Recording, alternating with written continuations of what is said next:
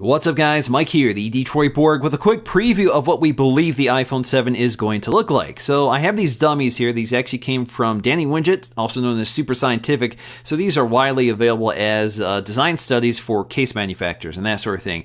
But this pretty accurately reveals what we're going to see this Wednesday when the phone is announced. So I didn't want to be the only one that didn't cover these dummies, so let's dig in to see what is new. So obviously, once again, we have two sizes, 4.7 inch and 5.5 inch. And for the most part, they have the same dimensions. The design differences are fairly minor, so they really consist of new antenna designs, new camera modules, as well as the elimination of the headphone jack.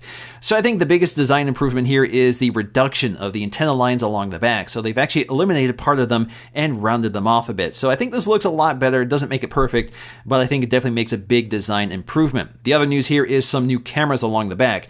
In terms of specs, we're expecting 12 megapixels, at least for the 4.7 inch model. And as you can see, the modules themselves seem to be quite a bit larger, so that could be the design of the casing, but this could also mean that we have larger optics with a more shallow depth of field. So the rumor is that we're getting an f1.9 aperture, so we'll see if that actually comes to fruition. The other big news here is that the Plus model, if this is called the 7 Plus, will actually feature a dual camera setup, and this is likely to work somewhat similar to the Huawei system, which combines a color sensor and a luminance sensor to create better low light images and just more vivid images. The other big news here is that they have eliminated the headphone jack, and instead we have this symmetrical design. So it almost looks like we have a set of dual speakers.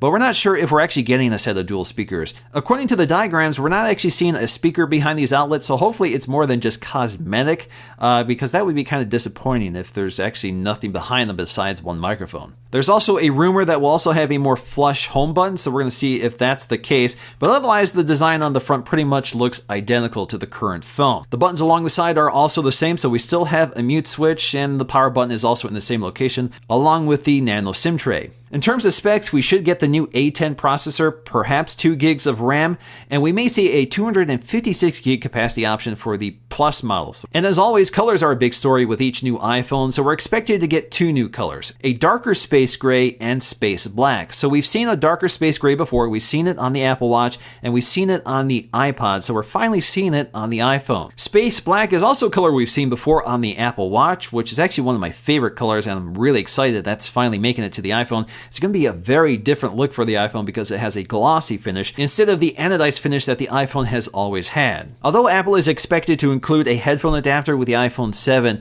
there's a lot of benefits to using lightning connected headphones. For example, it provides a lot more power and can pass a lot more data over that connection. So for example, I have these really incredible Audis headphones, which uses a lightning cable with a built-in 24-bit DAC, which you can never power on a headphone jack. And that definitely delivers the best audio quality I've ever experienced on a mobile device. Alright guys, hope you enjoyed this quick preview of the iPhone 7. Of course, we're going to learn a lot more on Wednesday, and I will cover them in full review, so stay tuned for that. And until then, I'll see you again in the next video.